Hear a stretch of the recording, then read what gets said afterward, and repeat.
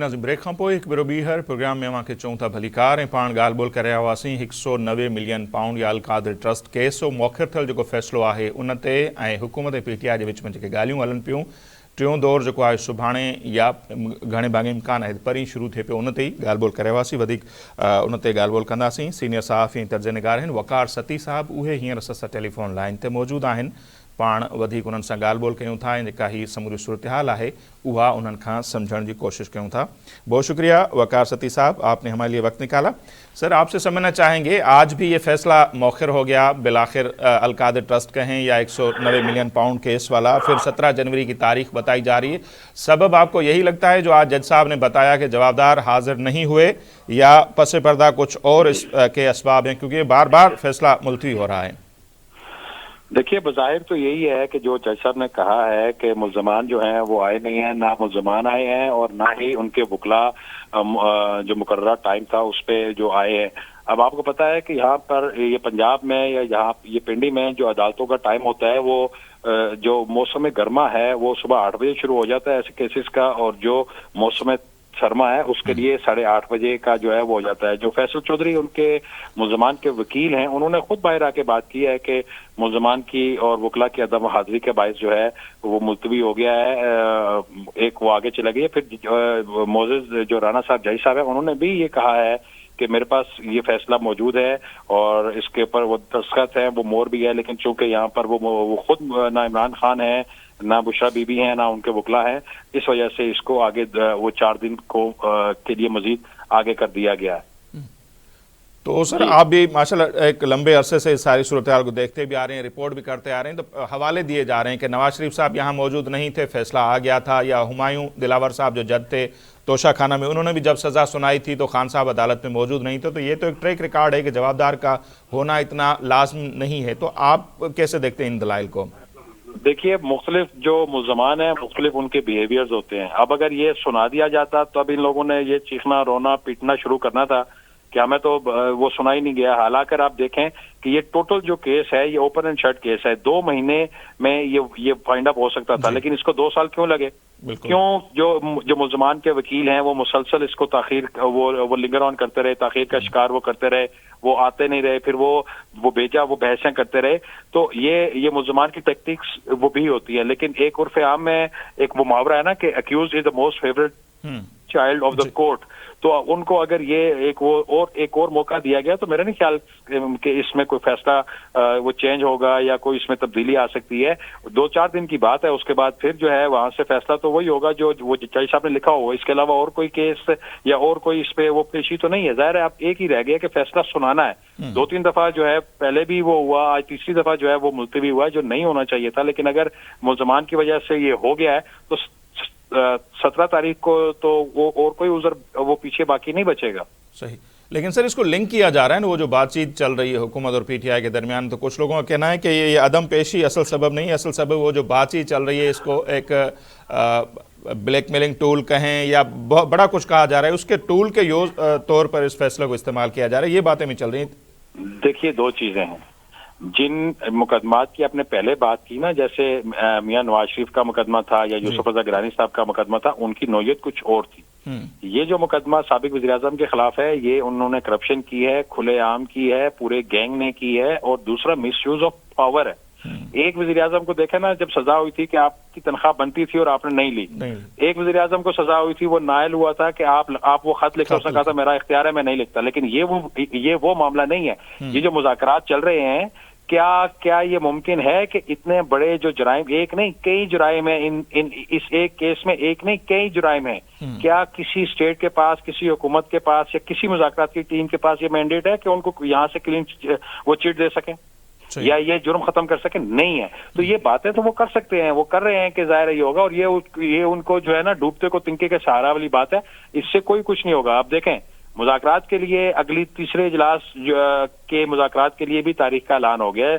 अब वो जुमरात को सुबह 11:30 बजे जो है वो इजलास होगा 16 तारीख को। उस पे 1 पॉइंट एजेंडा है कि तहरीक इंसाफ अपने मुतालबात जो है वो लिख के देगी। 2 मुतालबात जो वो बरमला वो कहते हैं कि एक ये 9 मई और जो 26 नवंबर के जो मुल्ज़मान हैं, जो असीरान हैं, उनकी रिहाई, इनके पानी समेत دوسرا وہ کہتے ہیں کہ یہ جو اسیران ہیں یا جو لوگ ان کے وہ گرفتار ہیں ان کی رہائی اور اس کی انویسٹیگیشن کے لیے جوڈیشل کمیشن. اب یہ تو وہ ہے جو زبانی آ کے کہتے ہیں, اندر جا کے اسپیکر کو دیگر لوگوں کو کہتے ہیں ہمارا نام ای سی ایل سے نکال دیں, ہمیں یہ سہولت دے دیں, ہمیں یہ فیور دے دیں. اب جب یہ لکھ کے دیں گے تو اٹس مین کہ اس کا کیا مطلب ہوگا؟ وہ فیور مانگ رہے ہیں نا, وہ این آر او مانگ رہے ہیں, جو عمران خان صاحب ہمیشہ سے یہ کہتے رہے ہیں کہ نہ میں این آر او دوں گا کسی کو, نہ میں ان سے لوں گا. تو یہ جو لکھ کے دیں گے 1 پوائنٹ ایجنڈے کے اوپر اجلاس ہو رہا ہے, تو وہ کیا ہوگا؟ کیا مطالبات لکھ کے دیں گے؟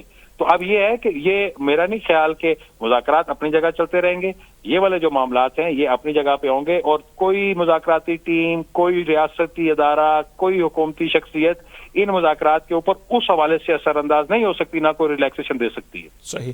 اچھا سر, بات چیت پر ہم آئیں گے, یہ بھی ضرور آپ سے سمجھیں گے, لیکن ایک دعویٰ کہیں یا وہ شکایت کہیں شیخ وقاص اکرم صاحب پی ٹی آئی کے رہنما انہوں نے کی ہے. ان کا یہ کہنا تھا کہ 11 بجے کا وقت دیا تھا جج صاحب نے, لیکن 10 بجے انہوں نے سارے معاملات کو نمٹا دیا, اور بشرا بی بی صاحبہ جیل کے گیٹ تک پہنچ چکی تھی, ان کو اطلاع ملی کہ فیصلہ مؤخر ہو گیا ہے. تو اس کی کیا تصدیق ہو پائی ہے کہ بشرا بی بی صاحبہ آئی تھی جیل کے دروازے تک؟ یا اس معاملے میں کیا آپ جو احتساب عدالت کا جج ہے, کیا آپ اس کی بات پہ یقین ہم کریں یا ہم شیخ وقاص اکرم کی بات پہ یقین کریں؟ جی, احتساب عدالت کا جج یہ کہہ رہا ہے, جو انہوں نے اپنے ریمارکس دیے ہیں, جو لوگ وہاں موجود تھے انہوں نے باقاعدہ اس کو لکھا ہے, یہ ریکارڈ کا حصہ بنے ہیں, کہ جو مجرم اڈیالہ جیل کے اندر موجود ہے یا ملزم جو موجود ہے 2 دفعہ ان کو وہاں سے بلوایا گیا اور وہ دانستہ طور پہ نہیں آئے. ٹھیک ہے, اب باقی اگر لوگ تھے وہ اسمبل ہو رہے تھے, جیل کی حدود سے باہر تھے, لیکن وہ کمرہ عدالت میں تو نہیں تھے. صحیح. اگر جج صبح 8:30 بجے آ کے بیٹھا ہے تو یہ کہاں کہ وہ ترام خان ہے سارے, ایک چوری اوپر سے سینہ زوری کے وہ آئیں گے. اور دوسری میری اطلاعات کے مطابق جو اگلے دن یہ مس کوٹ ہوا, ان کے وکلاء کی طرف سے صبح 11 بجے کا ٹائم ہے, جج صاحب کے بقول اور عدالتی جو عملہ ہے اس کے بقول 11 بجے کا ٹائم کسی نے نہیں دیا تھا. پہلا کیس تھا ان کا جو 8:30 بجے عدالت لگتی ہے, تو وہیں پہ وہ سنا گیا. اور اگر جج یہ کہہ رہے ہیں کہ میں نے 2 دفعہ آ کے ملزم کو بلوایا بھی ہے اور وہ نہیں آیا, تو اس کا کیا مطلب ہے؟ کیا شیخ وقاص اکرم وہاں موجود تھے؟ نہیں تھے. تو اس کا مطلب ہے کہ ہمیں جج کی بات کے اوپر یقین کرنا چاہیے نا, جو اس سارے معاملے کو دیکھ رہا ہے, جس نے وہ ڈیسیژن لکھا ہے, جس نے وہ سارے آرگومنٹ سنے. صحیح. لیکن ستی صاحب, یہ بھی ایک پوائنٹ پی ٹی آئی کی طرف سے ریز ہو رہا ہے, یا کچھ جو ان کے حمایتی کہیں, تو آپ کا اس پر ہم رد عمل چاہیں. ان کا یہ کہنا ہے کہ خان صاحب تو دیکھو قیدی ہے نا, قیدی کی مرضی تھوڑی چلتی ہے کہ دروازہ کھولو مجھے ادھر جانا ہے. اس کو اگر جیل والے نہیں لے کے آئے تو ان کا قصور ہے, خان صاحب کا تو اس میں کوئی دوش نہیں ہے. اس ساری بحث سے ویسے نکلے گا کیا؟ اگر وہ یہ کریڈٹ دے بھی دیں ان کو, تو کیا کوئی اس سے یہ تصور کرتا ہے کہ یہ کیس ختم ہو جائے گا؟ کیا اس سے کوئی یہ سمجھتا ہے کہ ان کے اس عمل سے کیا انہیں کوئی وہ ریلیکسیشن مل جائے گی؟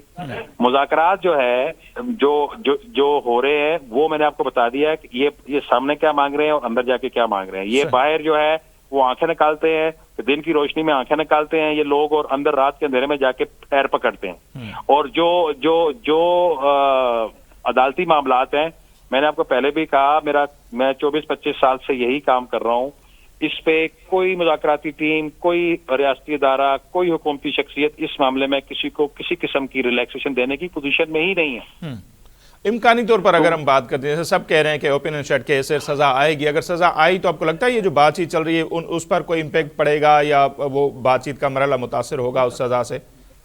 دیکھیے, یہ ہو سکتا ہے, کیونکہ ان کے سارے مطالبات جو ہیں وہ ایک طرف ہیں, ان کی کوئی حیثیت اہمیت نہیں ہے. ان کا صرف ایک مطالبہ ہے کہ بانی پی ٹی آئی کی رہائی, یا ان کو کسی طریقے سے اس کو ریلیکس کیا جائے, ان کو فلیکسیبل کیا جائے کسی طریقے سے. تو ظاہر ہے جب ان کے خلاف فیصلہ آئے گا تو عمران خان جو ہے وہ ملزم سے مجرم بن جائیں گے. صحیح. تو وہ اثر انداز تو اس کے اوپر ہوگا, لیکن چونکہ تحریک انصاف میں کافی سنجیدہ لوگ بھی ہیں جو سیاست کو سمجھتے ہیں, ان کی یہ ذمہ داری بھی ہے اور ان کی کوشش بھی یہ ہوگی کہ وہ اس کو اثر انداز نہ ہو, اور جو سیاسی معاملات ہیں, جو پارلیمانی معاملات ہیں, وہ پارلیمان کے اندر بڑے سموتھلی چلیں, تاکہ دیکھیں جب بھی کچھ کسی کو ریلیکسیشن ملے گی وہ بات چیت سے ملے گی, ڈائلاگ سے ملے گی. ٹھیک ہے, اگر وہ یہ راستہ بند کر دیں گے تو آگے 2 سال سے جو ہو رہا ہے پھر آگے بھی وہی ہوتا رہے گا. اس طریقے سے نقصان تو ملک کا بھی ہو رہا ہے نا ساتھ ساتھ. بالکل. تو میرا خیال ہے مذاکرات بھی چلتے رہیں گے ساتھ ساتھ, اور یہ جو ہے عدالتی کارروائی بھی ساتھ ساتھ چلتی رہے گی. اور مذاکرات کے حوالے سے انہوں نے ایک ڈیڈ لائن بھی دے دی ہے پی ٹی آئی والوں کہ 31 جنوری تک بات چیت کا مرحلہ مکمل ہونا چاہیے، اور دوسرا شرط بھی انہوں نے ابھی سے رکھنا شروع کر دیا ہے کہ جب تک یہ جوڈیشل کمیشن نہیں بنے گی تو بات چیت آگے نہیں بڑھے گی، شاید تیسرا مرحلہ پھر شروع نہ ہو پائے. تو اس شرط کو آپ کیسے دیکھتے ہیں، یا ڈیڈ لائن ایک مقرر کر دینا 31 جنوری کی؟ دیکھیے، جب کسی بندہ جرگے میں یا انجایت میں بیٹھتا ہے نا تو پھر وہ کوئی شرائط لے کے نہیں آتا یا ساری اس کی باتیں نہیں مانی جاتی. تو یہ جو اگر آپ اس کی 31 جنوری کی ڈیڈ لائن دے رہے ہیں تو یہ تو کوئی قابل قبول کسی کو ہو ہی نہیں سکتی. یہ پہلے اجلاس میں ہی فیصلہ ہو گیا تھا. اب جب یہ بند گلی میں آگے ہیں، اب انہوں نے کل کے جمعرات کے جو اجلاس ہے اس میں تحریری طور پہ تحریک انصاف کے لیٹر پیڈ کے اوپر لکھ کے اپنے مطالبات یہ پیش کرنے ہیں کہ ہمیں یہ چاہیے. اس کے بعد حکومت جو ہے اس کے اوپر اپنے اتحادیوں سے مشاورت کرے گی کہ اس کے اوپر ہم کیا کریں اور کیا موقف اپنا ہے. لیکن اگر کوئی کہتا ہے کہ 31 تاریخ سے پہلے آپ یہ کر لیں تو یہ نہیں ہو سکتا. ہم نے میرے خیال ایک دفعہ پہلے بھی یہ بات کی تھی.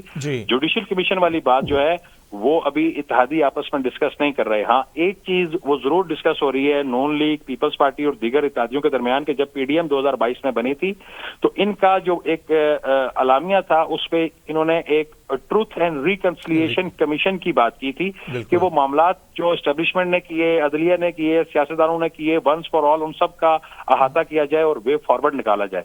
اس طرح کا ایک کوئی اگر کمیشن ہو، لیکن وہ کب سے بنے اور وہ کس عرصے سے بنے اس کے اوپر جو ہے ظاہر ہے کہ فیصلہ آنا باقی ہے. اس کے اوپر وہ کمیشن وہ بن سکتا ہے. لیکن یہ اگر جوڈیشل کمیشن کو اس طریقے کی بات کریں، یہ ایسی کوئی وہ زیر بحث نہیں ہے. آج اگر حکومت بنا بھی دیتی ہے، کل یہ کہیں گے جی ہماری مرضی کے جج لگاؤ اس کا سربراہ، تو وہ تو بات کوئی نہیں مانے گا نا. ٹیکنیکلی اگر ہم دیکھیں تو اس وقت جو ہے بیک فٹ کے اوپر اپوزیشن ہے. گورنمنٹ کے پاس اب کھونے کے لیے اور کچھ نہیں ہے. انہوں نے جو کرنا تھا وہ کر لیا. جو احتجاج، مظاہرے، اپنی عوامی قوت کا مظاہرہ کرنا تھا وہاں سے انہیں کچھ نہیں ملا. اس کے بعد یہ وہی لوگ ہیں نا جن کے بارے میں یہ کہتے تھے کہ ان کے پاس اختیاری کوئی نہیں ہے اور ہم ان سے بات نہیں کریں گے، ہم تو ان سے بات کریں گے. جو ہے تو اب کیوں بات کر رہے ہیں ان سے اگر اختیار نہیں ہے تو؟ اٹس مین کہ وہاں سے شٹ اپ کال ملی ہے، انہوں نے انگلی نہیں پکڑائی، انہوں نے ان کی بات نہیں مانی. تو حکومت کا ابھی بھی اپر ہینڈ ہے. یہ نہیں ہو سکتا کہ آپ ساری ان کی مانیں، لیکن چونکہ وہ جو لوگ سیاستدان ہیں جو بات کر رہے ہیں، جب بندہ مذاکرات کے لیے یا ٹیبل ٹاک کے لیے بیٹھتے ہیں تو گیو اینڈ ٹیک ہوتا ہے. لیکن وہ گیو اتنا بڑا نہیں ہو سکتا کہ آپ کا بانی جو ہے اس کو رہا کر دیا جائے. تو اس بات کا ستی صاحب کتنا امکان ہے کہ ٹروتھ اینڈ ریکنسیلیشن کمیشن کوئی بنے اور پھر ہو سکتا ہے کہ اس کی شروعات وہ جو شروعاتی دھرنے لگے تھے 2014 میں یا اس سے پہلے قادری صاحب کا زمانہ ان سے ہوگی، کب سے ہوگی، یا اس پر آپ کو لگتا ہے کہ پی ٹی آئی والے بھی ایگری کریں گے؟ کیونکہ میرے خیال میں دوسری جو پارٹیاں ابھی ہیں مولانا سے لے کے سب، وہ تو شاید چاہیں گے کہ اس طرح کی کمیشن بننی چاہیے. اور پھر وہ تو ایک لمبا بحث چلے گا کیونکہ اس میں تو پھر بڑے بڑے اداروں کے نام آئیں گے، شخصیات کے نام آئیں گے. خان صاحب اکیلے تو یہ کچھ نہیں کر رہا تھا نا سب کچھ. سوائے پی ٹی آئی کے تمام جماعتیں ٹروتھ اینڈ ریکنسیلیشن کمیشن کے اوپر مشاورت کر رہی ہیں اور سارے اس کے اوپر ایگری بھی ہیں. اور ان سب کی یہ مرضی ہے کہ جنرل فیض اور اس کی ٹیم نے جتنا کچھ یہاں کیا ہے اس کو بھی سامنے لے کے آیا جائے. اور بے شک 2014 سے شروع کریں یا 1947 سے وہ شروع کریں، اس کا ان کو کوئی مسئلہ نہیں ہے کیونکہ یہ سارے ڈسے ہوئے ہیں. ان سب کو پتہ ہے کس کس کے ساتھ وہ کیا ہوا ہے. اس کا اگر مسئلہ ہوگا تو مسئلہ پی ٹی آئی کا ہوگا کہ پی ٹی آئی کا جب کھاتہ کھلے گا 2014 سے لے کے 2018 تک تو بہت ساری چیزیں آئیں گی. ٹھیک ہے، اسٹیبلشمنٹ کا بھی اس کے اوپر کچھ نہیں جاتا کیونکہ اسٹیبلشمنٹ تو خود وہ محاسبہ کر رہی ہے. اسٹیبلشمنٹ نے سب سے پہلے 9 مئی کے اپنے جو ان کو 136 سے زیادہ جو افسران اس میں انوالو تھے ان کے خلاف کارروائی کی ہے. کیا سیاستدانوں نے کی ہے؟ کہ عدلیہ کے اندر جو گڈ ٹو سی یو والے لوگ تھے کیا اس کے خلاف کسی نے کارروائی کی ہے؟ وہ نہیں کی ہے. لیکن اگر کوئی اس طریقے کا کوئی کمیشن بنتا ہے جس میں ونس فار آل ہر چیز کلیئر ہوتی ہے تو قوم اور ملک کا تو اس میں بہتری ہوگی.